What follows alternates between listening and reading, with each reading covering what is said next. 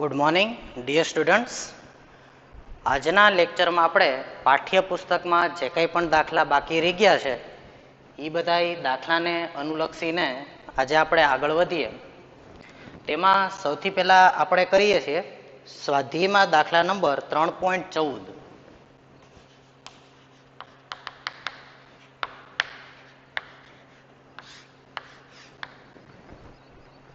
અને એમાં તમને એવું કહેવામાં આવ્યું છે કે ભાઈ ધારી લો કે પૃથ્વીની સપાટી ઉપર ઋણ વિદ્યુતભારની પૃષ્ઠ ઘનતા 6 × 10⁻⁹ સિગ્મા બરાબર 10⁻⁹ કુલમ પર મીટર સ્ક્વેર.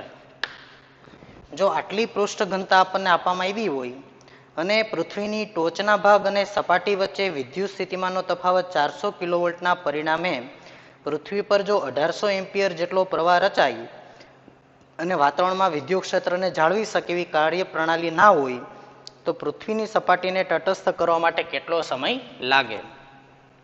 એટલે કે પૃથ્વીની સપાટી ઉપર વિદ્યુતભારની પૃષ્ઠ ઘનતા સિગ્મા તમને આપી છે. એટલે કે પૃથ્વીની સપાટી ઉપર આ ઋણ વિદ્યુતભાર છે, આટલો વિદ્યુતભાર ઋણ છે. એટલે કે પૃથ્વીની સપાટી ઉપર રહેલો કુલ ઋણ વિદ્યુતભાર પૃથ્વીની સપાટી પર કુલ ઋણ વિદ્યુતભાર જો માની લો કે આટલો હોય કે -QE બરાબર, ઋણ વિદ્યુતભારની વાત કરી છે. તો જો તો અહીંયા હું પૃથ્વીની સપાટી દોરી નાખું તો માની લો કે આ પૃથ્વી છે બરાબર, અને સમગ્ર પૃથ્વીની સપાટી ઉપર ઋણ વિદ્યુતભાર રહેલો છે જેની પૃષ્ઠ ઘનતા તમને આપી છે. તો બોલો સિગ્મા બરાબર શું હોય આપણું સૂત્ર પૃષ્ઠ ઘનતાનું? Q/A સિગ્મા બરાબર, અને સિગ્મા બરાબર Q/A આપ્યા હોય તમને તો Q બરાબર શું થાય? Sigma A. તો સિગ્મા ઇન્ટુ બોલો A એટલે પૃથ્વીનો કુલ સપાટીનો એરિયા. તો પૃથ્વી તો ગોળો છે તો બોલો ગોળાની સપાટીનું ક્ષેત્રફળ કેટલું હોય? 4πr². અહીંયા પૃથ્વીની ત્રિજ્યા હું લઉં છું r એટલે તો 4πre². બરાબર. તો આ પૃથ્વીની સપાટી ઉપરનો તમને કુલ ઋણ વિદ્યુતભાર મળી ગયો. જો તો Q બરાબર સિગ્મા A. બરાબર. હવે માનો કે જો -Q જેટલો ઋણ વિદ્યુતભાર હોય તો પૃથ્વીના વાતાવરણમાંથી જો +Q વિદ્યુતભાર પૃથ્વીના વાતાવરણમાંથી +Q વિદ્યુતભાર ઈ પૃથ્વીની સપાટી પર આવે અને પ્રવાહ રચે તો ઈ -Q ને તટસ્થ કરી દેશે.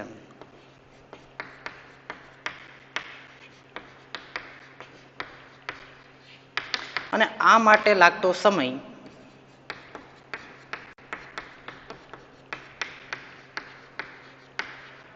ધારી લ્યો કે T છે. બરાબર. કે ભાઈ પૃથ્વીની સપાટી ઉપર ઋણ વિદ્યુતભાર છે અને વાતાવરણમાં કયો વિદ્યુતભાર છે? ધન. તો જો આટલા જ મૂલ્યનો ધન વિદ્યુતભાર પૃથ્વીની સપાટી ઉપર આવે તેણે કીધું 1800 એમ્પિયરનો પ્રવાહ રચાય છે, અને તો પછી પૃથ્વીને તટસ્થ કરવા માટે કેટલો સમય લાગતો હશે? તો આપણું પ્રવાહનું સૂત્ર છે પ્રવાહ રચાય તો I બરાબર Q/T. તો બોલો તો T બરાબર શું થાય? Q/I. ચાલો Q ની કિંમત અહીંયાથી મુકાવો તો મને સ્મોલ q લખી નાખું અહીંયા હું. બરાબર. આપણે તો માત્ર મૂલ્યનું કામ છે તો સ્મોલ q. તો Q બરાબર સિગ્મા ઇન્ટુ 4πre². તો સિગ્મા ઇન્ટુ 4πre²/I. હવે તમને સિગ્મા અને I ની કિંમત આપી દીધી છે અહીંયા. બરાબર. તો પૃથ્વીની ત્રિજ્યા તમને આપી છે 6.37. જો તો આપણે પૃથ્વીની ત્રિજ્યા અહીંયા રકમમાં આપી દેવામાં આવી છે 6.37 × 10⁶. બરાબર. તો અહીંયા હું સિગ્માની કિંમત મૂકી દઉં 10⁻⁹ 4 3.14 પાઈની કિંમત, અને RE 6.37 × 10⁶.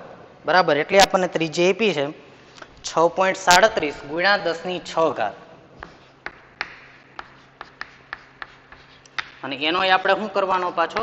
સ્ક્વેર. કેમ કે RE² આપ્યા છે આપણને છેદમાં હું પ્રવાહની કિંમત મૂકી દઉં તો પ્રવાહ કેટલો રચાય છે એવું કીધું છે તો કે 1800 એમ્પિયર પ્રવાહ રચાય છે જો રકમમાં. તો પ્રવાહ રચાય છે 1800 એમ્પિયર અને તેથી જો તમે આનું સાદરૂપ આપી દો તો 283.1 આન્સર આવે છે. તો ટી બરાબર 283.1 સેકન્ડ બરાબર છે. અને તેથી જો તમે એને મિનિટમાં ફેરવી દો તો 6 ચોકું ને 24 બરાબર એટલે 60 સેકન્ડ 1 મિનિટ થાય તો 6 ચોકું 24 4 મિનિટ અને એની ઉપર કેટલી સેકન્ડ થઈ 43 સેકન્ડ થઈ અંદાજિત રીતે. તો આમ 4 મિનિટ અને એની ઉપર કેટલી 43 સેકન્ડ. તો આમ પૃથ્વીને તટસ્થ કરવા માટે લાગતો સમય 4 મિનિટ અને 43 સેકન્ડ જેટલો લાગશે. તો આ રીતે આપણે આ દાખલો સોલ્વ કરી શકીએ બરાબર છે. ચલો હવે આપણે જે દાખલા બાકી હોય એ દાખલા અત્યારે આપણે કરીએ. તો હવે આપણે 3.15મો દાખલો બાકી રખાયો છે. તો હવે હું 3.15મો દાખલો કરાવું છું. તમે એની રકમ પહેલા ધ્યાનથી વાંચો. સ્વાધ્યાયમાં દાખલા નંબર 3.15.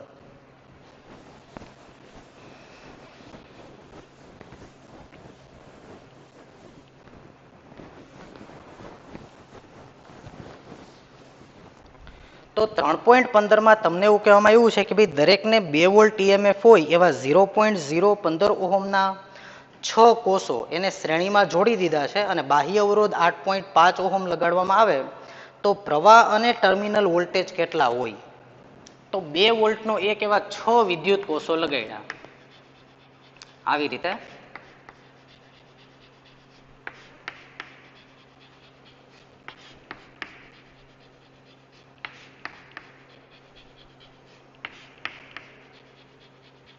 આ રીતે અને એની સાથે બહારથી આપણે અવરોધ જોડી દીધો છે 8.5 ઓહમ.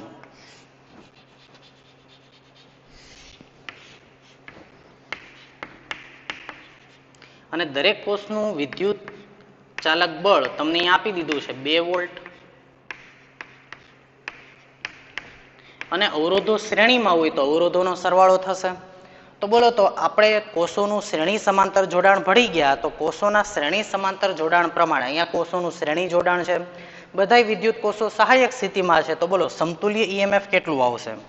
તો સમતુલ્ય ઈએમએફ આવશે 6 વિદ્યુત કોષો છે તો 6 વિદ્યુત કોષો હોય તો 6 અને દરેકનું ઈએમએફ 2 તો અહીંયા 12 વોલ્ટથી સમતુલ્ય ઈએમએફ આપણને મળી ગયું.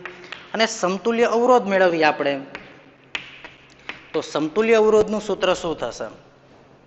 તો સમતુલ્ય અવરોધના સૂત્ર માટે બધાયનો સરવાળો થઈ 0.15 0.015 તમને અવરોધ આપ્યો છે 0.015 0.015 તો બધાયનો સરવાળો તો 0.015 6 વાર અને તેથી કેટલો આન્સર આવશે 15 છક 90 બરાબર.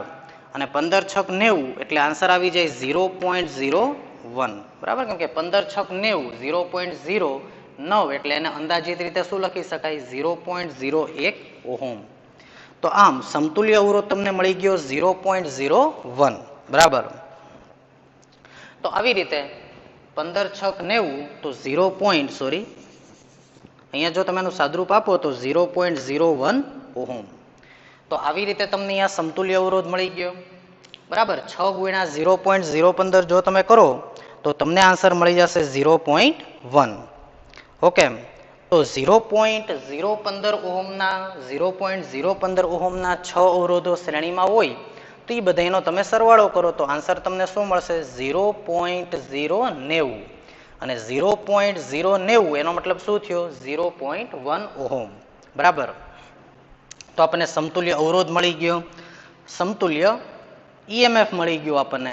તો હવે આપણે આ પરિપથમાંથી વહેતો પ્રવાહ શોધવાનો છે કે ભાઈ આ પરિપથમાંથી પ્રવાહ કેટલો હોય. તો વિદ્યુત કોષોનું શ્રેણી જોડાણ હોય કે સમાંતર જોડાણ હોય આપણી પાસે એનું વ્યાપક સૂત્ર છે બરાબર. શું સૂત્ર હતું પ્રવાહ માટેનું I બરાબર કુલ વિદ્યુત સ્થિતિમાન એટલે કે E ઇક્વિવેલન્ટ અપોન બાહ્ય અવરોધ જોડ્યો હોય તો બાહ્ય અવરોધ છેદમાં R ઇક્વિવેલન્ટ. આ આપણું જનરલ સૂત્ર હતું તમને જો યાદ હોય તો શ્રેણી જોડાણ હોય કે સમાંતર જોડાણ હોય. પણ પ્રવાહનું સૂત્ર તો આ જ આવશે E equivalent upon R equivalent. જો શ્રેણી કે સમાંતર હવે સમાંતર જોડાણ હોય તો E ઇક્વિવેલન્ટ કંઈક અલગ રીતે મળે. કઈ રીતે E ઇક્વિવેલન્ટ આપણે મેળવતા હતા તો કે E equivalent upon R equivalent બરાબર E1/R1 E2/R2 E3/R3 બધાયમાં કિંમત મૂકી આપણે E ઇક્વિવેલન્ટ મેળવતા. આર ઇક્વિવેલન્ટ જો પેરેલલમાં હોય તો 1/r બરાબર 1/r1 1/r2 આપણે આર ઇક્વિવેલન્ટ મેળવતા હતા બરાબર. પણ છેલ્લે પ્રવાહનું તો આ સૂત્ર આવતું હતું, જનરલ સૂત્ર બરાબર. પછી ભલે સમાંતરમાં હોય કે શ્રેણીમાં હોય. તો ચલો કિંમત મુકાવી દો અહીંયા મને. તો કિંમત શું આવી અહીંયા જુઓ તો 12 છેદમાં બાહ્ય અવરોધની કિંમત છે 8.5 અને સમતુલ્ય અવરોધ છે 0.1. તો 8.6 છેદમાં આવ્યા અને તેથી હવે આપણે એનું સાદરૂપ આપી દઈએ તો 1.39 એમ્પિયર આપણને આન્સર મળી જશે. 1.39 એમ્પિયર. પછી આગળ વાંચો શું મેળવવાનું કીધું આપણને રકમમાં. તો પછી આપણને એવું કીધું છે એને કે ભાઈ ટર્મિનલ વોલ્ટેજ કેટલો હોય. ટર્મિનલ વોલ્ટેજ એટલે કે આ બે છેડા વચ્ચેનો વોલ્ટેજ. આ વોલ્ટેજ એટલે કે આનો સમતુલ્ય વિદ્યુત કોષ જો હું દોરી નાખું તો આનો સમતુલ્ય વિદ્યુત કોષ આવો થયો. જો તો આ 12 વોલ્ટ અને આ અવરોધ કેટલો થયો 0.1 ઓહમ અને બાહ્ય અવરોધ કેટલો ગોઠવી દીધો છે તમે 8.5 ઓહમ. તો 8.5 ઓહમ તો કુલ અવરોધ થયો 8.6. જો તો અહીંયા કુલ વોલ્ટેજ છેદમાં કુલ અવરોધ તો કુલ વોલ્ટેજ છેદમાં કુલ અવરોધ 8.6. તો આપણને પ્રવાહ મળી ગયો I બરાબર V/R સૂત્ર ઉપરથી. પછી આપણે ટર્મિનલ વોલ્ટેજ મેળવવાના કીધા હોય તો ટર્મિનલ વોલ્ટેજ એટલે કે આ બે બિંદુ વચ્ચેના વોલ્ટેજ. આના બે વચ્ચેના વોલ્ટેજ એટલે જ આના બે વચ્ચેના વોલ્ટેજ થયા આ અવરોધના બરાબર. તો આના બે વચ્ચેના વોલ્ટેજ મેળવવો હોય તો V બરાબર IR. I એટલે કે આ પ્રવાહ વહી રહ્યો છે I ગુણ્યા R કરવું એટલે આના બે છેડા વચ્ચેના વોલ્ટેજ એ જ આના ટર્મિનલ વોલ્ટેજ થયા. તો ટર્મિનલ વોલ્ટેજ છે બરાબર એ તમે આની ઉપરથી ને મેળવી શકો, આની ઉપરથી ને પણ મેળવી શકો. એ તમને આવડે છે બરાબર. કયા સૂત્ર હતા એના યાદ કરો તો કે જો આ અવરોધ હોય બરાબર તો આના બે છેડા વચ્ચેના વોલ્ટેજ કેટલા થાય V બરાબર IR. અથવા તો તમે ટર્મિનલ વોલ્ટેજ છે આના ઉપરથી પણ મેળવી શકો. કઈ રીતે મેળવી શકો બોલો તો મારી સાથે. V બરાબર E માઇનસ IR બરાબર, જેમાં E equivalent minus I R equivalent બેમાંથી ગમે એ રીતે મેળવી શકાય. આન્સર સમાન જ આવશે પણ હું આની રીતે મેળવું V બરાબર IR ઉપરથી. તો ટર્મિનલ વોલ્ટેજ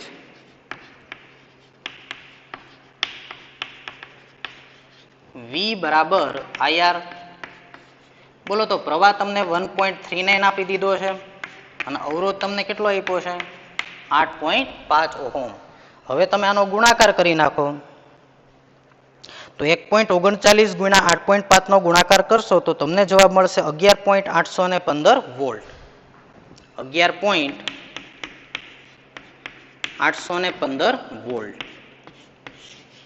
તો આ રીતે તમને ટર્મિનલ વોલ્ટેજ પણ મળી જશે. પછી જો આગળ બીજા ઓપ્શનમાં શું કીધું છે તો તમને એવું કીધું છે કે લાંબા વપરાશ બાદ 1.9 વોલ્ટનું EMF હોય અને મોટો આંતરિક અવરોધ 3.80 ઓહમ છે એની સાથે. તો બોલો આના મદદથી તમે કોષમાંથી કેટલો મહત્તમ વિદ્યુત પ્રવાહ ખેંચી શકશો બરાબર. એવું તમને કહેવામાં આવ્યું છે મહત્તમ વિદ્યુત પ્રવાહ કેટલો ખેંચી શકાય. અને ત્યારબાદ એવું કહેવામાં આવ્યું છે કે શું આ કોષની મદદથી તમે કાર ચાલુ કરી શકો, મોટરને ચલાવી શકો કે કેમ. તો અહીંયા હું લખું છું જો તો કેસ નંબર 2 માં કે ભાઈ મહત્તમ પ્રવાહ કેટલો. તો જો તો પ્રવાહનું સૂત્ર છે જનરલ સૂત્ર આપણું કે I બરાબર E/R પ્લસ R. હવે બોલો આ પ્રવાહ મહત્તમ ક્યારે થાય જો હું બાહ્ય અવરોધ ન જોડું તો પ્રવાહ મહત્તમ થઈ જશે કારણ કે આંતરિક અવરોધ તો આપણે દૂર કરી નથી શકતા. કોઈ પણ વિદ્યુત કોષને પોતાનો આંતરિક અવરોધ તો હોવાનો જ. પણ હું બાહ્ય અવરોધ ન ગોઠવું તો અવરોધ ઓછો થઈ ગયો તો પ્રવાહ વધી ગયો. તો મહત્તમ પ્રવાહની વાત કરી છે. મહત્તમ પ્રવાહ મતલબ કે હું બાહ્ય અવરોધ ન જોડું તો જે કાંઈ હશે એનો આંતરિક અવરોધ જ હશે, એને આપણે દૂર નથી કરી શકતા. તો બોલો કેટલો મહત્તમ પ્રવાહ ખેંચી શકાય. તો અહીંયા હું લખું મહત્તમ પ્રવાહ બરાબર અહીંયાથી જ લખાવો તો I બરાબર દાખલા તરીકે મારે અહીંયા મહત્તમ પ્રવાહ જોતો હોય તો હું શું કરી શકું કઈ નહીં, અવરોધને હટાવી દઉં. હું આને તો હટાવી નથી શકવાનો ક્યારેય, આને હટાવી દઉં તો મને હવે મહત્તમ પ્રવાહ મળશે. અવરોધ ઓછો થઈ ગયો એટલે. પણ આ વિદ્યુત કોષ નથી, એને બીજા વિદ્યુત કોષની વાત કરી છે. તો અહીંયા હું લખું I બરાબર અથવા તો I max બરાબર E/R. હવે મને કહો તો કે એને EMF કેટલું આપ્યું છે આપણને. તો EMF આપી દેવામાં આવ્યું છે આપણને 1.9 વોલ્ટ. 1.9 વોલ્ટ અને છેદમાં એનો આંતરિક અવરોધ બહુ મોટો રાખ્યો છે 380 ઓહમ છે આ વિદ્યુત કોષનો આંતરિક અવરોધ બરાબર. અને જો આનું સાદરૂપ આપણે આપી દઈએ તો આપણને વધુમાં વધુ કેટલો પ્રવાહ મળશે તો કે 0.005 એમ્પિયર. 0.005 0.005 એમ્પિયર, જે બહુ નાનો પ્રવાહ છે, એટલે કે વધુ તમે આટલો પ્રવાહ ખેંચી શકો અથવા તો આનાથી ઓછો પ્રવાહ મળશે, પણ આનાથી વધુ તમને પ્રવાહ મળવાનો નથી. તો એણે કીધું કે આની મદદથી શું તમે કાર ચાલુ કરી શકો? તો જ્યારે તમે કારને સેલઅપ મારતા હોય ત્યારે જ્યારે આપણે કારને શરૂ કરીએ, એની ચાવી એમાં દઈ અને કારને ચાલુ કરીએ અને જ્યારે સેલઅપ લગાડતા હોઈએ ત્યારે આપણે એટ એ મોમેન્ટ કારની અંદર 100 એમ્પિયર જેટલો પ્રવાહ રચાય છે. અને જે 100 એમ્પિયર પ્રવાહ રચાય તો જ આપણે કારને શરૂ કરી શકીએ. એટલે કારને શરૂ કરવા માટે આપણે કેટલા એમ્પિયરની જરૂર પડે છે? 100 એમ્પિયરની. જ્યારે કાર શરૂ થાય છે ત્યારે 100 એમ્પિયર પ્રવાહની જરૂર પડે છે.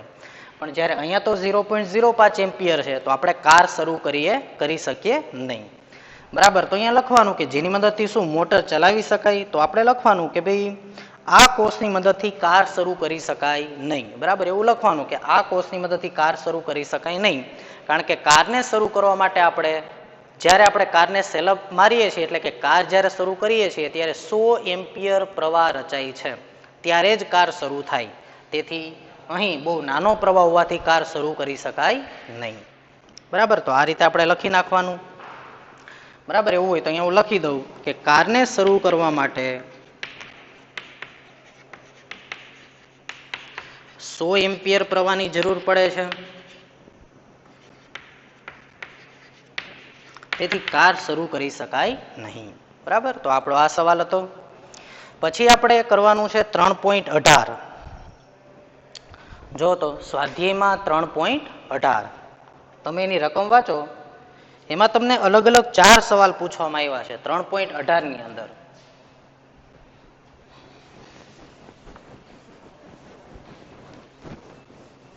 અને તમે વિચારો તો એનો શું જવાબ આવશે 3.18 માં. પેલા હું તમને હોમવર્કમાં કહી દઉં, તમારે હોમવર્કની અંદર 2 સવાલ કરવાના છે, 3.17 અને 3.19. બરાબર, જે આપણે ભણાવી દીધું એને લગતા સવાલ છે, એટલે એ તમારે જાતે કરી નાખવાના છે. 3.18 હું તમને કરાવું છું. જો તો અહીંયા સ્વાધ્યાયમાં દાખલા નંબર 3.18,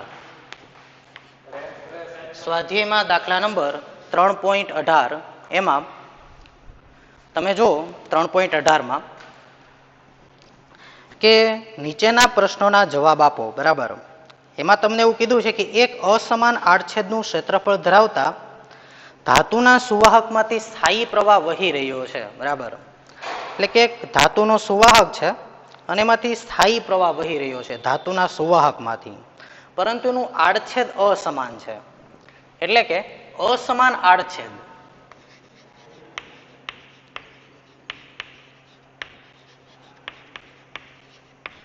આડછેદ કેવો છે? અસમાન. અને અસમાન આડછેદ જો તમને આપ્યો હોય તો અસમાન આડછેદમાંથી તમને એવું કીધું છે કે ભાઈ એક સ્થાયી પ્રવાહ વહી રહ્યો છે, ડીસી કરંટ વહી રહ્યો છે. તો તમારે કહેવાનું છે પહેલા પ્રશ્નમાં કે તો કઈ રાશિ અચળ રહેશે, એટલે કે કઈ રાશિની વેલ્યુ નહીં બદલાય, કઈ રાશિની વેલ્યુ બદલાશે. બરાબર, પેલો આપણો ઓપ્શન ઈ છે. એને આપણને 4 રાશિઓ આપી દીધી છે. પેલું છે પ્રવાહ, બીજું છે પ્રવાહ ઘનતા, ત્રીજું છે વિદ્યુત ક્ષેત્ર અને ચોથું છે ડ્રિફ્ટ વેલોસિટી, ડ્રિફ્ટ ઝડપ. તો આ 4 માંથી કઈ રાશિ અચળ રહેશે ને કઈ રાશિ અચળ નહીં રહે, એનો આપણે જવાબ આપવાનો છે અહીંયા. તો ચાલો જો, એને અસમાન આડછેદ આપ્યો છે. બરાબર, એક તાર છે, એક જ તાર છે માની લો કે, પણ એ અસમાન આડછેદ છે. અહીંયા હું દોરી નાખું. જો તો દાખલા તરીકે એક અસમાન આડછેદ છે, આવો એક તાર છે. બરાબર, અને આ તારમાંથી સ્થાયી પ્રવાહ વહી રહ્યો છે, ડીસી કરંટ વહી રહ્યો છે. તો આ 4 માંથી કઈ રાશિઓ બદલાશે ને કઈ રાશિઓ નહીં બદલાય? જો આવો અસમાન આડછેદ હશે તો, અસમાન તાર હશે તો. બરાબર, માની લો કે કોઈ પણ એક દ્રવ્ય નક્કી કર્યું, માની લો કે તાંબાનો તાર, ચાલો, પણ એ તાંબાનો તાર છે અસમાન આડછેદ વાળો તાર આપ્યો છે તમને આવી રીતે. અને આવો અસમાન આડછેદ વાળો જો તાર તમને આપી દીધો હોય તો નીચેનામાંથી કઈ રાશિ અચળ રહેશે ને કઈ રાશિ બદલાશે, આના આપણે જવાબ આપવાના છે. તો ચાલો જોઈએ હવે. તો સૌથી પહેલા આપણે ચર્ચા કરીએ પ્રવાહ માટે. તો જો હું પ્રવાહ માટે ચર્ચા કરું તો અહીંયા તમે જોઈ શકો કે મેં તમને પહેલા પણ કીધું હતું કે ભાઈ કોઈ પણ આડછેદ હોય કોઈ પણ તારની અંદર એના કોઈ પણ આડછેદમાંથી જેટલા સમયમાં જેટલો વિદ્યુતભાર પસાર થાય એની પછીના આડછેદમાંથી એટલા સમયમાં એટલો જ વિદ્યુતભાર બહાર આવતો હોય. વાહકના કોઈ પણ આડછેદમાંથી જેટલા સમયમાં જેટલો વિદ્યુતભાર પસાર થાય એની પછીના કોઈ પણ આડછેદમાંથી એટલા સમયમાં એટલો જ વિદ્યુતભાર બહાર આવતો હોય એટલે કે વિદ્યુતભારનું છે એ સંરક્ષણ થાય છે. બરાબર. તો માની લો કે અહીંયા ટી સમયમાં આ આડછેદમાંથી ક્યુ વિદ્યુતભાર બહાર આવે છે તો એ જ સમયમાં એટલા જ ટી સમયમાં અહીંયાથી પણ કેટલો વિદ્યુતભાર બહાર આવતો હોય આ આડછેદમાંથી ક્યુ અને એટલા જ સમયમાં આ આડછેદમાંથી પણ કેટલો વિદ્યુતભાર બહાર આવતો હોય ક્યુ. આમ વાહકના દરેકે દરેક આડછેદમાંથી સમાન સરખા સમયગાળામાં સરખો વિદ્યુતભાર વહે. પછી તારનું આડછેદ સમાન હોય કે અસમાન હોય પણ વાહકના કોઈ પણ બિંદુ પાસે તમે ઊભા રહ્યો અને જો એમાંથી પ્રવાહ વહેતો હોય તારમાંથી તેના દરેકે દરેક આડછેદમાંથી સરખા સમયમાં સરખો વિદ્યુતભાર પસાર થતો હોય એટલે કે અહીંયા પણ પ્રવાહ કેટલો થયો ક્યુ અપોન ટી, અહીંયા પણ પ્રવાહ આવી ગયો ક્યુ અપોન ટી અને અહીંયા પણ પ્રવાહ કેટલો આવી ગયો ક્યુ અપોન ટી. એટલે કે દરેકે દરેક આડછેદમાંથી તમે જોઈ શકો કે પ્રવાહ કેવો વહી રહ્યો છે સમાન વહી રહ્યો છે. તો અહીંયા આપણે એનો આન્સર આવી રીતે આપી શકીએ જો તો કે વાહકના કોઈ પણ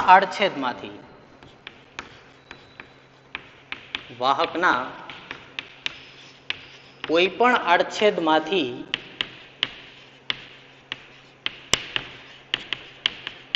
જેટલો વિદ્યુતભાર દાખલ થાય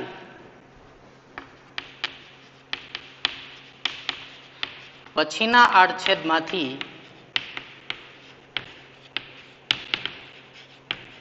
એટલો જ વિદ્યુતભાર બહાર આવે છે. એટલે કે કોઈ પણ બિંદુ પાસે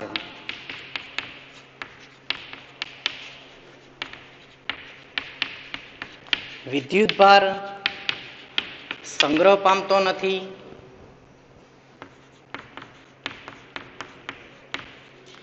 સ્વયં ઉદ્ભવતો નથી કે નાશ પામતો નથી.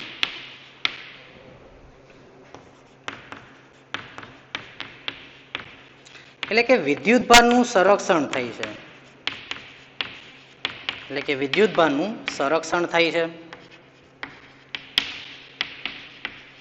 અને તેથી જો આ આડછેદમાંથી ટી સમયમાં ક્યુ વિદ્યુતભાર નીકળતો હોય તો આ આડછેદમાં ટી સમયમાં ક્યુ વિદ્યુતભાર નીકળતો હોય, આ આડછેદમાંથી પણ ટી સમયમાં ક્યુ વિદ્યુતભાર નીકળતો હોય અને તેથી એમ કહી શકાય કે અહીંયા દરેકે દરેક આડછેદમાંથી વહેતો પ્રવાહ કેવો હશે સમાન હશે. દરેકે દરેક બિંદુએથી જો તમે ચેક કરો ગમે ત્યાં એ મીટર મૂકો તમને પ્રવાહ સમાન જ મળશે અને તેથી કહી શકાય કે વિદ્યુત પ્રવાહ I સમગ્ર તારમાં અચળ છે. વિદ્યુત પ્રવાહ સમગ્ર તારમાં કેવો છે અચળ છે. બરાબર. તો આપણને પહેલો જવાબ મળી ગયો I અચળ છે. હવે વાત કરીએ જે માટે પ્રવાહ ઘનતા જે માટે. તો જો તો અહીંયા હું પ્રવાહ ઘનતા જે માટે ચર્ચા કરું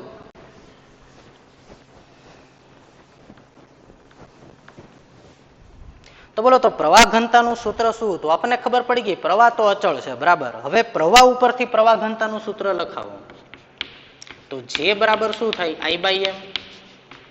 તો પ્રવાહ ઘનતા જે બરાબર I બાય એમ. બોલો I કેવા છે અચળ. જો I અચળ હોય તો J is proportional to 1 by m. જેમાં I બરાબર અચળ આપણે સાબિત કર્યા તો હવે J is proportional to 1 upon m. પણ બોલો તો એ એટલે શું હતું? તો કે એ એટલે આડછેદનું ક્ષેત્રફળ હતું. અહીંયા જુઓ તો આડછેદનું ક્ષેત્રફળ સમાન છે કે બદલાય છે? તો આડછેદનું ક્ષેત્રફળ તો અહીંયા બદલાય છે. જો એ બદલાતા હશે તો જે પણ બદલાતા હશે કેમ કે I તો અચળ છે તો એ બદલાય તો જે બદલાશે અને તેથી એ બદલાય છે તેથી જે પણ દરેક બિંદુએ બદલાશે કેમ કે આડછેદ સમાન નથી એવું તમને કીધું છે. બરાબર. અને તેથી કહી શકાય કે જે અચળ નથી. પછીનું વાંચો જુઓ તો હાલો જે અચળ નથી. ઓકે. તો I અચળ છે અને આપણને બીજી શું ખબર પડી? જે અચળ નથી. હવે આગળ વાંચો, વિદ્યુત ક્ષેત્ર E. તો I ઉપરથી ખબર પડી જે અચળ નથી, જે ઉપરથી E ની ખબર પડે છે આપણને. જો તો શું લખું જેનું સૂત્ર? તો હવે હું વાત કરું વિદ્યુત ક્ષેત્ર માટે. તો વિદ્યુત ક્ષેત્ર E માટે ચલો વિદ્યુત ક્ષેત્ર E ચેક કરીએ. સમગ્ર આડછેદમાં વિદ્યુત ક્ષેત્ર સમાન હશે કે નહીં? તો વિદ્યુત ક્ષેત્ર માટે હું વાત કરું તો તમને ખબર છે કે J અને E માટેનું શું સૂત્ર છે? તો કે J બરાબર સિગ્મા E. J બરાબર શું છે? Sigma E. તમને યાદ હોય તો સિગ્મા E વાહકતા છે અને રો એટલે અવરોધકતા છે. બરાબર, રો બરાબર શું હતું? 1 સિગ્મા, અથવા તો સિગ્મા બરાબર શું હતું? 1 રો. અને યાદ કરો તો રો નો આધાર કોની ઉપર હતો? અવરોધકતાનો આધાર. તો અવરોધકતાનો આધાર જે છે દ્રવ્ય ઉપર હતો, પરિમાણ ઉપર અવરોધકતાનો આધાર નથી. અવરોધનો આધાર કોની ઉપર છે? તો કે અવરોધનો આધાર એ પરિમાણ ઉપર છે અને દ્રવ્ય ઉપર છે. પરંતુ અવરોધકતાનો આધાર માત્ર દ્રવ્યના પ્રકાર ઉપર આધાર રાખતો હતો, દ્રવ્ય ઉપર આધાર રાખતો હતો, પરિમાણ ઉપર આધાર રાખતો નથી. એવું મેં તમને સમજાવ્યું હતું. તો જો અવરોધકતા છે એ પરિમાણ ઉપર આધાર નથી રાખતી, માત્ર એ દ્રવ્યના પ્રકાર ઉપર આધાર રાખે છે, તો સિગ્મા દ્રવ્યના પ્રકાર ઉપર જ આધાર રાખતી હશે. તો અહીંયા સિગ્મા અચળ છે. બરાબર, સિગ્મા અચળ છે કેમ કે દ્રવ્ય તો એનું જ છે, તો સિગ્મા અચળ છે. તો જે બરાબર સિગ્મા E, જ્યાં સિગ્મા બરાબર અચળ છે કેમ કે એ તો દ્રવ્ય ઉપર આધાર રાખે, દ્રવ્ય તો એનું છે, તો સિગ્મા અચળ છે. તો J is proportional to શું આવ્યા? તો કે J is proportional to E. પણ મને કહો તો જે અચળ છે? તો કે જે તો અચળ નથી. જો જે બદલાશે તો વિદ્યુત ક્ષેત્ર પણ બદલાશે અલગ અલગ બિંદુએ, અને તેથી કહી શકાય કે વિદ્યુત ક્ષેત્ર અચળ નથી. વિદ્યુત ક્ષેત્ર E અચળ નથી. ચલો પછી આપણે વાત કરીએ VD માટે. તો VD માટે હું એવું લખી શકું કે બોલો તો પ્રવાહ ઘનતા J અને ડ્રિફ્ટ વેલોસિટી વચ્ચેનો શું સંબંધ છે? તો પ્રવાહ ઘનતા અને ડ્રિફ્ટ વેલોસિટી વચ્ચેનો સંબંધ છે J બરાબર NeVD. આ સૂત્ર પણ આપણે સાબિત કર્યું હતું, J બરાબર NeVD. એમાં N શું છે બોલી જાવ તો કે ઇલેક્ટ્રોનની સંખ્યા ઘનતા, એકમ કદ દીઠ ઇલેક્ટ્રોનની સંખ્યા ઘનતા, જે સમગ્ર વાહકમાં સમાન જ હોય.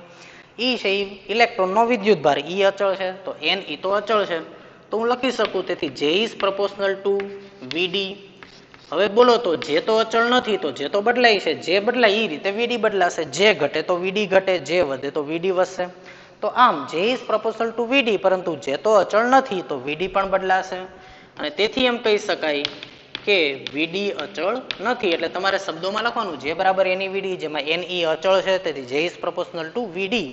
હવે પ્રવાહ ઘનતા અલગ અલગ બિંદુએ બદલાય છે, અને જે રીતે પ્રવાહ ઘનતા બદલાશે તે જ રીતે ડ્રિફ્ટ ઝડપ બદલાશે, અને તેથી ડ્રિફ્ટ ઝડપ અચળ નથી. બરાબર, તો આવી રીતે તમે અહીંયા સમજાવી શકો કે સમગ્ર તારની અંદર માત્ર પ્રવાહ અચળ છે, બાકી પ્રવાહ ઘનતા, વિદ્યુત ક્ષેત્ર અને ડ્રિફ્ટ વેગ એ ત્રણેય છે એ અલગ અલગ બિંદુએ અલગ અલગ હશે, એ બદલાતા રહેશે, અચળ નથી. ઓકે, ચલો હવે જો તો એમાં બીજો સવાલ કે શું ઓહમના નિયમ બધા જ વાહક ઘટક માટે સાર્વત્રિક રીતે લાગુ પડે? જો નહીં હોય તો એના ઘટકના નામ આપો. ઓહમનો નિયમ દરેક ઘટક માટે લાગુ પડે? તો તમે હજી આગળ ભણશો 12માં આપણે કે જે ઓહમનો નિયમ છે, બરાબર, એ શું હતો? તો કે V is proportional to I, એટલે કે V બરાબર I R, જેમાં R અચળ હતા. તો તમે V વર્સિસ I નો આલેખ દોરો તો અહીંયા તમે જોઈ શકો કે આ સુરેખાલેખ થયો, તો આ સુરેખાલેખ થયો V વર્સિસ I નો આલેખ. તો જે ઘટક માટે V વિરુદ્ધ I નો આલેખ એ સુરેખ મળશે, એ બધા ઘટકને ઓહમિક ઘટકો તરીકે ઓળખવામાં આવે. કેવા ઘટક કહેવાય? એને ઓહમિક ડિવાઇસીસ, ઓહમિક ઘટક કહેવામાં આવે. અને આવું દરેક માટે લાગુ ન પડે. બરાબર, હંમેશા વોલ્ટેજ વધે તો પ્રવાહ રેખીય રીતે ન વધે. ઘણા એવા ઘટક તમે ભણશો કે જેમ વોલ્ટેજ વધે એમ પ્રવાહ વધતો જ ન હોય, અથવા તો માઇક્રો એમ્પિયરમાં પ્રવાહ હોય, પછી તમે પાછા વોલ્ટેજ વધારો તોય પ્રવાહ અચળ રહેતો હોય, પાછા વોલ્ટેજ વધારો તોય પ્રવાહ અચળ રહેતો હોય. અને વોલ્ટેજની કોઈ ખાસ કિંમત પછી છે એ પ્રવાહમાં એકાએક વધારો આવતો હોય. આવા પણ ઘટક તમે ફ્યુચરમાં ભણશો. એટલે દરેકે દરેક ઘટક માટે, દરેકે દરેક વિદ્યુતીય ઘટક માટે V વિરુદ્ધ I નો આલેખ સુરેખ હોય જરૂરી નથી. એટલે એને એવું કીધું છે કે શું બધા જ વિદ્યુતીય ઘટકો છે ઓહમના નિયમનું પાલન કરતા હોય? તો આપણે લખવાનું કે ભાઈ દરેકે દરેક વિદ્યુતીય ઘટક ઓહમના નિયમનું પાલન ન કરતો હોય, એટલે કે દરેકે દરેક ઘટક ઓહમિક ડિવાઇસીસ હોતો નથી. તો કયા ઘટક ઓહમિક ડિવાઇસીસ ન હોય એના નામ આપો તો એ આપણે ભણશું કે કયા ઘટક ઓહમિક ડિવાઇસીસ નથી. તેમાં આપણે લખી શકીએ ડાયોડ, ટ્રાયોડ, પછી સેમી કંડક્ટર અલગ અલગ પ્રકારના, બરાબર, કેમ કે સેમી કંડક્ટરમાં તમને ખબર છે આલેખ સુરેખ નથી, બરાબર. Diode, triode, semi conductor, transistor, વિદ્યુત દ્રાવણ, તો આ બધા એવા ઘટકો છે કે જેની અંદર વી વિરુદ્ધ આઈનો આલેખ તમને સુરેખ મળશે નહીં. જેના વિશે તમે ડાયોડ, ટ્રાયોડ, સેમીકન્ડક્ટર વિશે તો આપણે આલેખ દોર્યો તો વી વિરુદ્ધ આઈનો, અને ડાયોડ અને ટ્રાયોડ તો ડાયોડ વિશે તમે આગળ ભણશો. હજી ટ્રાન્ઝિસ્ટર જે છે એ આપણે જૂના કોર્સમાં હતું, નવા કોર્સમાં નીકળી ગયું છે ગુજરાત બોર્ડમાં, પણ ટ્રાન્ઝિસ્ટર છે એમાં પણ આલેખ સુરેખ ન મળતા હોય, બરાબર. તો આવી રીતે આ એના અલગ અલગ ઘટકો છે કે જેમાં વી વિરુદ્ધ આઈનો આલેખ સુરેખ નથી, એટલે કે ઓહમના નિયમનું પાલન થતું નથી. ઓહમના નિયમનું પાલન થાય એમ ક્યારે કહેવાય? વી વિરુદ્ધ આઈનો આલેખ કેવો આવે? સુરેખ આવે. તો અહીંયા સુરેખ નહીં આવે આમાં, એટલે આમાં ઓહમના નિયમનું પાલન થતું નથી, બરાબર. પછી આગળ વાંચો. પછી ચોથો સવાલ આપણને, ત્રીજો સવાલ એવો કીધો છે કે નીચા વિદ્યુત સ્થિતિમાન વાળા ઉદ્ગમમાંથી મોટો પ્રવાહ મેળવવા માટે તેનો આંતરિક અવરોધ ખૂબ નાનો હોવો જોઈએ. શા માટે? તો એવો સવાલ આપણે હજી હમણાં જ કર્યો હતો કે ભાઈ ઓછા વોલ્ટેજ વાળી બેટરી હોય તમારે અને તોય તમારે એમાંથી મોટો પ્રવાહ મેળવવો હોય તો તમારે એનો આંતરિક અવરોધ નાનો રાખવો પડે, બરાબર. શું કામ એવું કરવું પડે? તો એનું કારણ એ છે કે જો તમારે મહત્તમ પ્રવાહ જોતો હોય બેટરીમાંથી, એટલે કે આઈ મેક્સ, તો એનું સૂત્ર શું હતું? તો કે E/R. હવે જો તો R બહુ નાના હોય તો પ્રવાહ વધારે મળે તમને, બરાબર. તો આપણે એવું લખી શકીએ કે ભાઈ આપેલ બેટરીમાંથી વધુમાં વધુ પ્રવાહ વહાવવા માટે મહત્તમ પ્રવાહ, આપેલ બેટરીમાંથી મહત્તમ પ્રવાહનું સૂત્ર, બેટરીમાંથી મહત્તમ પ્રવાહનું સૂત્ર, બરાબર. એ આપણે ચર્ચા કરી હતી આના અગાઉના પ્રશ્નમાં. તો I max બરાબર E/R, અને I max E/R. તેથી જો R ઓછા હોય તો તમને I max કેવા મળે? વધારે મળે. તો આ શબ્દોમાં લખી નાખવાનું. તેથી સૂત્ર પરથી કહી શકાય કે જો આંતરિક અવરોધ ઓછો હોય તો પ્રવાહ કેવો મળશે? વધારે મળશે. તો આવું આપણે લખી શકાય. હવે ચોથો ઓપ્શન વાંચો. એમાં જો તો કે ભાઈ હાઈ ટેન્શન એટલે કે ખૂબ ઊંચા વોલ્ટેજ વાળો સપ્લાય હોય, માની લો કે 6 કિલો વોલ્ટ, તો એનો આંતરિક અવરોધ ઘણો વધારે રાખવામાં આવે છે. એવું શું કામ? એને એટલે કે એકદમ હાઈ ટેન્શન બેટરી છે માની લ્યો કે, અને હાઈ ટેન્શન બેટરી હોય અને તમને એવું કહેવામાં આવે કે ભાઈ એનો આંતરિક અવરોધ બહુ વધારે આપણે રાખવો જોઈએ. તો શા માટે હાઈ ટેન્શન બેટરી હોય તેનો આપણે આંતરિક અવરોધ બહુ વધારે રાખવો જોઈએ? તો એનું કારણ એ છે, જો અહીંયા કે ભાઈ માની લો કે મારી પાસે એક હાઈ ટેન્શન બેટરી છે, હું એક બેટરી દોરી નાખું, બરાબર. એક હાઈ ટેન્શન સપ્લાય છે, માની લો કે 5 kilo volt, 6 kilo volt, 10 kilo volt, બરાબર. કોઈ પણ એક હાઈ ટેન્શન બેટરી છે, આવી એક બેટરી છે હાઈ ટેન્શન, બરાબર. હવે અહીંયા સમજો કે ભાઈ હાઈ ટેન્શન બેટરી હશે તેનો ઉપયોગ ક્યાં થતો હશે? તો કે ભાઈ બહુ ભારે ઉપકરણો હોય, વિદ્યુતીય ઉપકરણો, એને ચલાવવા માટે. તો આ બધા ભારે ઉપકરણો છે જેની ઉર્જાનો ઉપયોગ કરે છે, અને ભારે ઉપકરણો હશે તેનો અવરોધ બહુ વધારે હશે. માની લો કે બહુ ભારે ઉપકરણ છે, દાખલા તરીકે આ કોઈ એક એવી હેવી મોટર છે, બરાબર. તો આ હેવી મોટર છે, અથવા તો કોઈ કાર સમજી લો તમે, ઇલેક્ટ્રિક કાર સમજી લો કે ભાઈ ઇલેક્ટ્રિક કારને ચલાવવા માટે તમારે બહુ ઝાઝી ઉર્જાની જરૂર પડતી હોય તો કંઈક ઇલેક્ટ્રિક કાર છે, બરાબર. મને મેં તમને પહેલા પણ કીધું હતું કે જે પ્રવાહનો ઉપયોગ કરતું કોઈ પણ સાધન એને આપણે અવરોધ વડે બતાવી દઈએ છીએ. તો આ અવરોધ છે કે જે પ્રવાહનો આ ઉર્જાનો ઉપયોગ કરે છે. તો એક હાઈ ટેન્શન માની લો કે વોલ્ટેજ છે, બરાબર, એની મદદથી તમે એક ભારે ઉપકરણ ચલાવી રહ્યા હોય, પણ આનો આંતરિક અવરોધ બહુ વધારે શું કામ રાખવો જોઈએ? એનું કારણ એ છે કે ભાઈ હાઈ ટેન્શન સપ્લાય વડે ધારી લો તમે ભારે મશીનરી ચલાવતા હોય, માની લો કે એક છે, માની લો કે એક બીજી એક તમે જોડી દીધી છે, બરાબર. અને કોઈ પણ કનેક્શન હોય હંમેશા પેરેલલમાં આપણે રાખતા હોઈએ. તમને ખબર છે આપણા ઘરના કનેક્શન પણ બધા પેરેલલમાં હોય, R1, R2, R3, બરાબર. આવા આપણે અલગ અલગ ઉપકરણ આની મદદથી ચલાવીએ છીએ, બરાબર, ભારે ઉપકરણો હાઈ ટેન્શનની મદદથી. હવે બન્યું એવું કોઈ કારણોવશ કે ભાઈ ધારી લ્યો કે આ બંને વાયર છે કોઈ કારણોસર ભેગા થઈ ગયા, જેને આપણે શોર્ટ સર્કિટ કહીએ છીએ, બરાબર. તમને ખબર છે, મેં તમને શોર્ટ સર્કિટ સમજાવ્યું હતું કે કોઈ કારણસર અહીંયા શોર્ટ સર્કિટ રચાણી, એટલે કે આ બે તાર ભેગા થઈ ગયા. જો આ બે તાર ભેગા થઈ ગયા તો હવે મને કહો તો કે ભાઈ અહીંયાથી પ્રવાહ છે એ માની લો કે પેલા અહીંયાથી પ્રવાહ I વહેતો હોય, I, બરાબર. તો એ પ્રવાહના અહીંયા ત્રણ ભાગ પડતા હશે. પ્રવાહ I આવશે, તો જ્યારે અહીંયા મેં શોર્ટ સર્કિટ નહોતી કરી ત્યારે અહીંયાથી પ્રવાહ I1, અહીંયાથી પ્રવાહ I2, અહીંયાથી પ્રવાહ I3, આવી રીતે પ્રવાહ વહેતા હતા. ઓકે, ચાલો. હવે બન્યું એવું કે ભાઈ જો હું એને અહીંયા શોર્ટ સર્કિટ થઈ ગઈ, અહીંયા શોર્ટ સર્કિટ થઈ, તો હવે હું તમને પૂછું તો કે R1, R2, R3 માંથી કેટલો પ્રવાહ વહે? તો આપણે અગાઉના કન્સેપ્ટ યાદ કરો તો તમે એમ કહેશો કે 0. શું કામ? કારણ કે બધો પ્રવાહ અહીંયાથી બાયપાસ થઈ જાય, કેમ કે આનો અવરોધ છે એ તો ટેન્ડ્સ ટુ 0 હોય, કનેક્ટિંગ વાયરનો અવરોધ. અને તેથી જો બે વાયર ભેગા થઈ જાય, આ બંને વાયર, તો આને શોર્ટ સર્કિટ કહેવાય. શોર્ટ સર્કિટ થાય તો બધો પ્રવાહ અહીંયાથી બાયપાસ થઈ જાય, ને અહીંયાથી બાયપાસ થઈ જાય તો હવે મને કહો તો કે આ બેટરીમાંથી બહાર આવતો પ્રવાહ આધાર કોની ઉપર રાખે? તો કે આ બેટરીમાંથી બહાર આવતા પ્રવાહનો આધાર અવરોધ ઉપર હોય.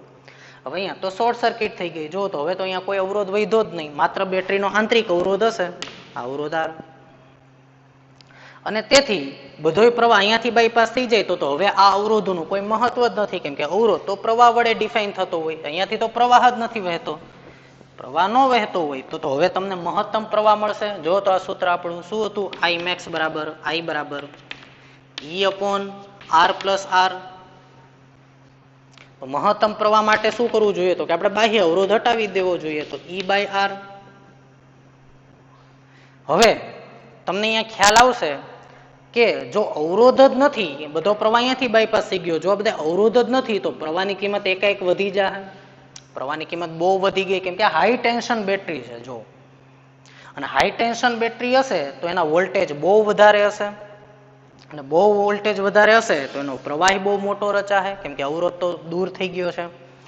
અને તેથી બહુ મોટા મૂલ્યનો પ્રવાહ રચાશે તો એ જ બધો પ્રવાહ પાછો બેટરીમાંથી પસાર થાય. અને એટલા મોટો પ્રવાહ જો બેટરીમાંથી પસાર થાય, એટલે કે વોલ્ટેજ સપ્લાયમાંથી પસાર થાય એટલા મોટા મૂલ્યનો પ્રવાહ, તો એ બેટરીને શું કરી નાખે? ડેમેજ કરી નાખે, વોલ્ટેજ સપ્લાયને ડેમેજ કરી નાખે. બરાબર. આપણું આખું વોલ્ટેજ સપ્લાય છે એને ડેમેજ ન થવા દેવું હોય તો આપણે શું કરવું જોઈએ? તો કે શોર્ટ સર્કિટ થાય તો પણ આ વોલ્ટેજ સપ્લાય ઉડવું જોઈએ નહીં, આને કંઈ નુકસાન થવું જોઈએ નહીં. અને એના માટે આપણે અહીંયા R ની કિંમત જે છે એ કેવી રાખવી જોઈએ? બહુ વધારે રાખવી જોઈએ. કેટલી વધારે રાખવી જોઈએ? એના માટે અલગ અલગ ડિજિટ હોય એના, કે ભાઈ આ વોલ્ટેજ સપ્લાયમાંથી વધુમાં વધુ કેટલો પ્રવાહ પસાર થાય તોય આ વોલ્ટેજ સપ્લાયને નુકસાન ન થાય, એની કોઈ ખાસ કિંમત હોય. અને એ ખાસ કિંમત કેટલી છે કે આ વોલ્ટેજ સપ્લાયમાં ત્યાં સુધી આને કંઈ નુકસાન થતું નથી, તો એ અવરોધ કેટલો રાખવો જોઈએ એના ડિજિટ નક્કી થાય. અને એ પ્રમાણે અવરોધ ગોઠવવામાં આવે કે શોર્ટ સર્કિટ થાય, બરાબર, તોય આ કેટલો પ્રવાહ ખમી શકે છે, બરાબર, જેટલો પ્રવાહ ખમી શકે એને અનુરૂપ અવરોધ થાય. અવરોધની કિંમત કેટલી હોવી જોઈએ કે જેથી કરીને આ જે પ્રવાહ રચાણો થાય મહત્તમ, ઈ આની સલામતી જે મર્યાદા છે, સલામતીની મર્યાદા, બરાબર, એની કરતા પ્રવાહની કિંમત ઉપર જઈ શકે નહીં. બરાબર. એટલે આપણે પ્રવાહનું મૂલ્ય એવું પસંદ કરવાનું, આપણે એટલા મૂલ્યનો અવરોધ ગોઠવવાનો કે શોર્ટ સર્કિટ થાય તોય વોલ્ટેજ સપ્લાયની જે સલામતીની મર્યાદા છે એની કરતા વધારે પ્રવાહ રચાય નહીં, એટલા મૂલ્યનો આંતરિક અવરોધ ગોઠવવો જોઈએ. બરાબર. પ્રવાહ તો વધી જશે પણ આની સલામતીની મર્યાદાથી બહારના મૂલ્યનો પ્રવાહ રચાશે નહીં. ઓકે. અને એના માટે આપણે આંતરિક અવરોધ વધારે રાખવો જોઈએ. તો આનો જવાબ આપણે કઈ રીતે લખી શકીએ? તો આના જવાબમાં તમારે એવી રીતે લખવાનું કે હાઈ ટેન્શન વોલ્ટેજ સપ્લાયમાં જ્યારે શોર્ટ સર્કિટ થાય ત્યારે બહુ મોટા મૂલ્યનો પ્રવાહ રચાશે, અને એ પ્રવાહના લીધે વોલ્ટેજ સપ્લાયને કાયમી નુકસાન થઈ શકે. અને તેથી આંતરિક અવરોધ એટલો મોટા મૂલ્યનો રાખવામાં આવે જેથી કરીને શોર્ટ સર્કિટ થાય તો પણ આની વોલ્ટેજ સપ્લાયની સલામતીની મર્યાદા કરતાં વધુ પ્રવાહ રચાય નહીં, એટલા ઊંચા મૂલ્યનો આંતરિક અવરોધ રાખવો જોઈએ. અને આ માટે વોલ્ટેજ સપ્લાયની સલામતી માટે આંતરિક અવરોધની કિંમત વધારે રાખવી જોઈએ. બરાબર. તો અહીંયા હું લખી દઉં છું તમને સવાલનો જવાબ. કઈ રીતે લખવું આપણે?